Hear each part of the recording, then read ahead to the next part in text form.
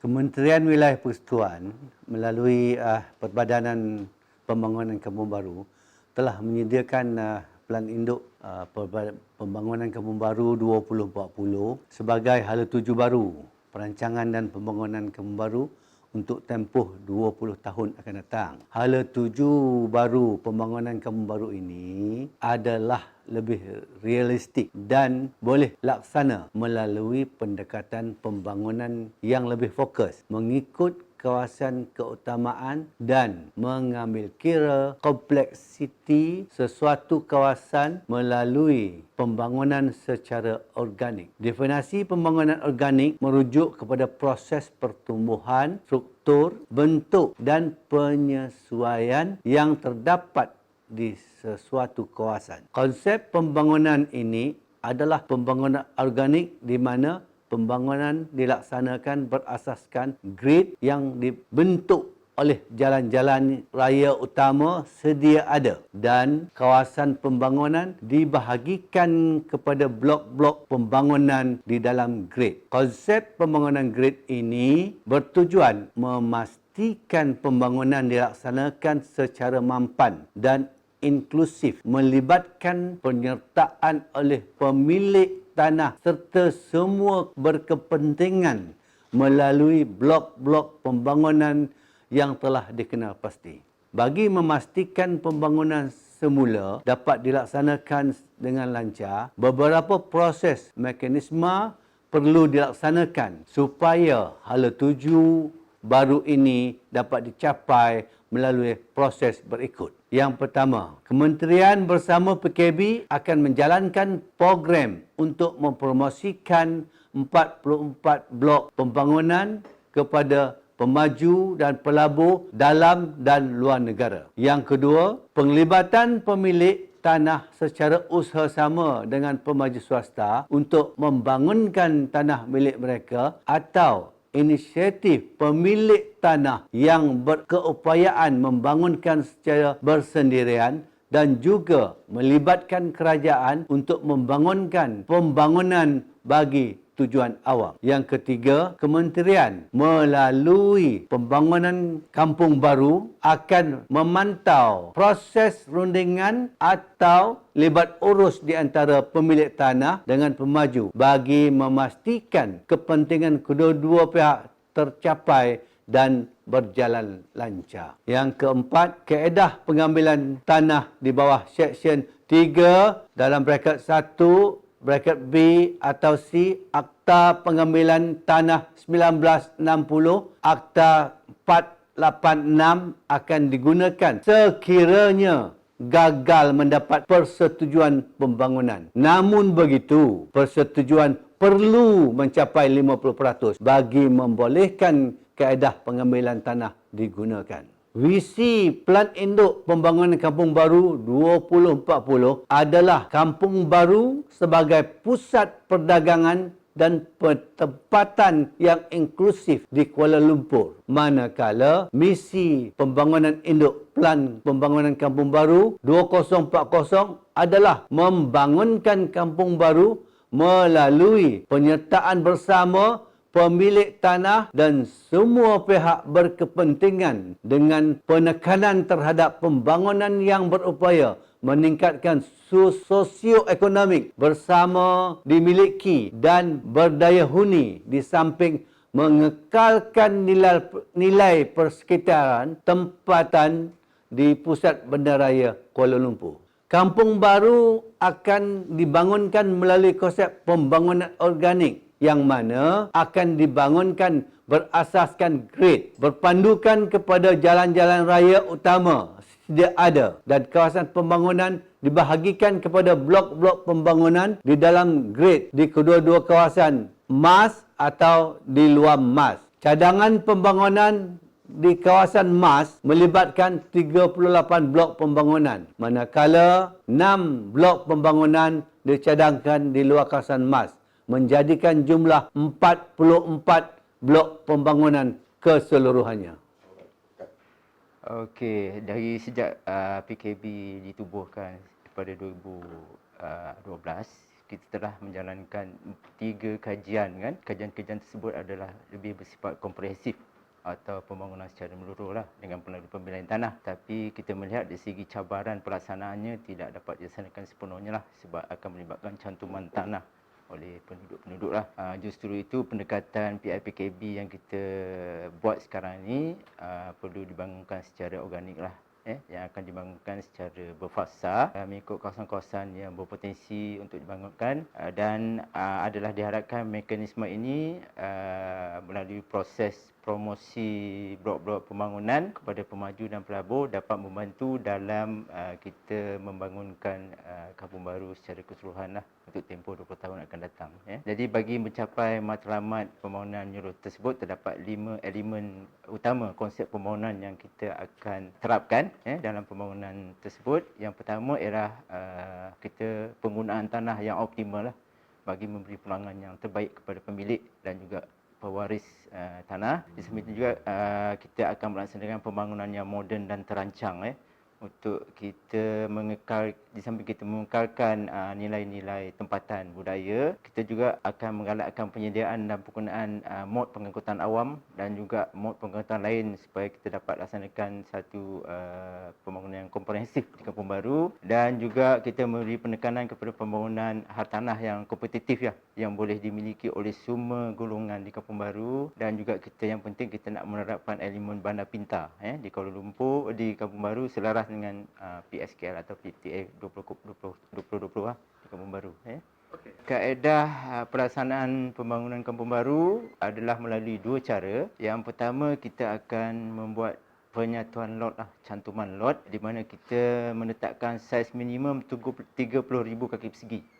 Merupakan saiz yang optimum lah untuk kita membolehkan satu cadangan pembangunan yang memenuhi keperluan teknikal yang berkualiti dan dilengkapi dengan kemudahan-kemudahan yang sedia ada di dalam satu pembangunan. Jadi faedah penyatuan lot ni untuk kita mencapai satu reka bentuk bangunan yang lebih fleksibel dan berkualiti di kampung baru dan juga kita meningkatkan tahap penyediaan infrastruktur sesuai dengan permintaan dan daya tampungan kawasan. Di samping itu juga kita penyediaan kawasan hijau dan juga menunjukkan ruang awam yang optimum bagi kemudahan penduduk dan juga kita menunjukkan satu susun atur tempat letak kereta yang menjadi kemudahan penting kepada penduduk lah.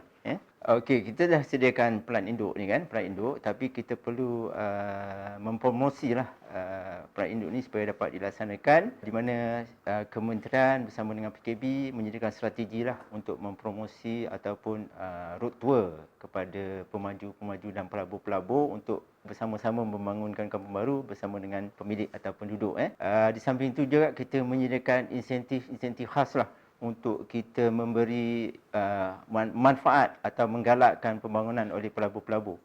Di samping itu juga kita akan menjalankan rundingan peringkat untuk mendapatkan persetujuan pemilik tanah terhadap pembangunan yang kita laksanakan dan juga bersama pemaju untuk membuat rundingan dengan penyediaan model pengurusan dan tawaran yang diberikan kepada pemilik tanah lah untuk mendapat pulangan yang optimum kepada pemilik tanah dan juga kepada pemaju. Di samping itu juga kita menggalakkan usaha sama secara pensendirian lah. Kalau pemilik tanah mampu menjalankan secara pensendirian pembangunan, mereka boleh menjalankan usaha sama dengan pemaju ataupun pelabur. Di samping itu juga kita ada kerajaan memberi komitmen untuk membangunkan pembangunan khususnya untuk tujuan-tujuan awam dan juga kemudahan awam dan juga infrastruktur bagi meningkatkan tahap pembangunan di kampung baru untuk menarik pelabur atau pemaju melaksanakan pembangunan di kampung baru.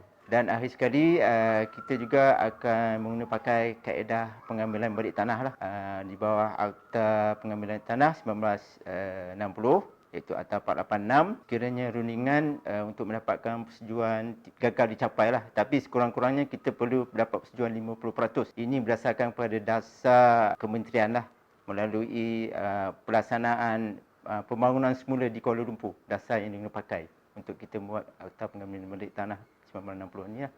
Jadi bagi merealisasikan pembangunan tersebut, kita juga melibatkan mekanisme dari segi penubuhan 3 jawatankuasa. Satu, jawatankuasa eksekutif infrastruktur, Kampung Baru yang akan bertindak sebagai penyelaras kepada projek-projek pembangunan semula di Kampung Baru, dan di mana jawatankuasa ini secara amnya untuk memberi kelulusan dasar terhadap suatu projek pembangunan yang akan dilaksanakan. Yang kedua adalah jawatankuasa khas pembangunan semula Kampung Baru di peringkat PKB yang akan dipersiapkan oleh Ketua Pegawai Eksekutif yang akan membantu menyelaras cadangan oleh pemilik tanah dan pemaju sebelum dimajukan kepada DBKL lah. Dan yang ketiga adalah jawatankuasa OAC di peringkat DBKL yang akan difungsikan oleh Menteri Persekutuan untuk mempertimbangkan dan memberi kelulusan terhadap pembangunan-pembangunan yang akan dilaksanakan di Kampung Baru.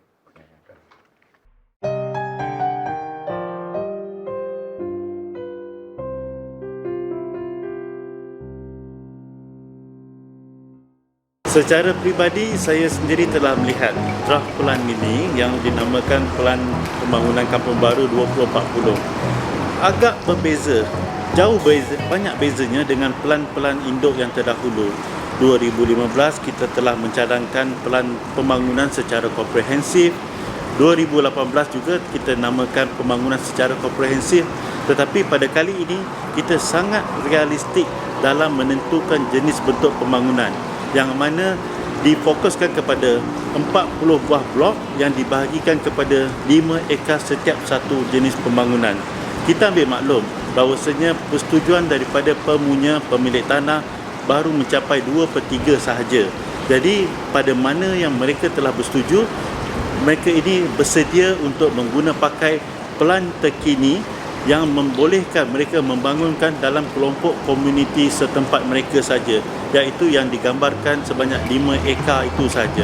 Jadi saya yakin inilah pelan yang paling realistik untuk kita guna pakai pada kali ini, dan jadikanlah ia pelan yang khusus untuk pembangunan di Kampung Baru.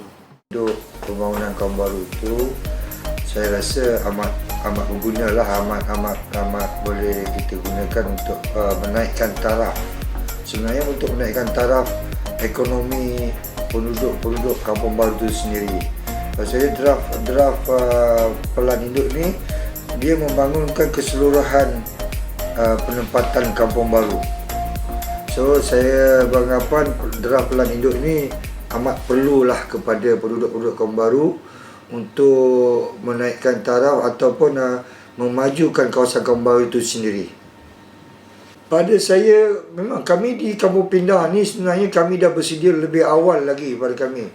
Pada kami, Kampung Pindah ni dia termasuk, masa tu kami terbabit dalam kejadian tanah mendap, yang mana tanah mendap tu sebagai ibarat kepada kami sebagai satu tanda lah pada kami untuk kita bersedia lebih awal dalam pembangunan pelan induk, draft pelan induk ni. Sebabnya bila kami dah terbabit dalam tanah mendap ni, kawasan kami ni dah berada dalam kawasan yang perlu dibangunkan segera. Sebabnya kami telah dibayar pampasan dan tanah-tanah kami pun dah dikosongkan untuk pembangunan semula. Kalau pihak pembangunan Kampung Baru boleh menjadikan Kampung Pindah, tanah kami ni sebagai satu pilot project kepada yang lain, saya rasa yang kawasan-kawasan kampung-kampung yang lain akan menjadi satu benchmark kepada mereka untuk menaik taraf ataupun membangun kawasan-kawasan mereka. Itulah harapan kami. Kami dah di Kampung Pindah ni memang dah lama bersedia daripada 2012 lagi dah. Dan kami pun ada berjumpa dengan satu dua pemaju yang nak bersama-sama dengan kami untuk memajukan kawasan kami. Tapi apakah daya halangan-halangan seperti pemilikan dan kestabilan politik yang berlaku sekarang ni yang memantut ataupun yang menidakkan rancangan kami untuk bersedia lah. Pelan induk ni kita sama-sama doakan supaya Kampung Baru maju. Saya sebagai anak yang dibesarkan di Kampung Baru, saya dah dengar cerita Kampung Baru yang dia bangun kan. Saya rasa kalau tak salah saya, buat masa yang ni je, saya dah ada ingin 5 atau 4 menteri wilayah yang kita dengar menteri wilayah untuk yang nak bangun Kampung Baru ni. Tapi malangnya mungkinlah benda-benda yang saya cakap tadi lah, kefahaman orang. Sebelum ni stigma orang cakap oh tak boleh selagi tak ada 100%. Pada saya yang pun kalau tak akan dapat 100% kan. Seorang satu keluarga pun, satu keluarga, contohlah saya cakap, satu lot tanah Kampung Baru yang saya selalu duduk dengan diorang, faham dengan diorang.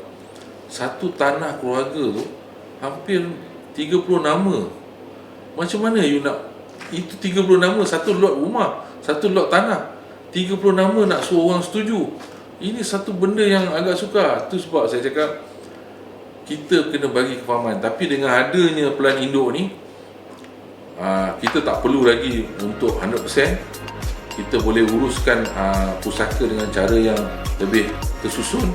Lepas tu dengan ada yang persetujuan 2-3 lot, kita boleh bangunkan. Ini satu benda yang ada pilihan pada penduduk.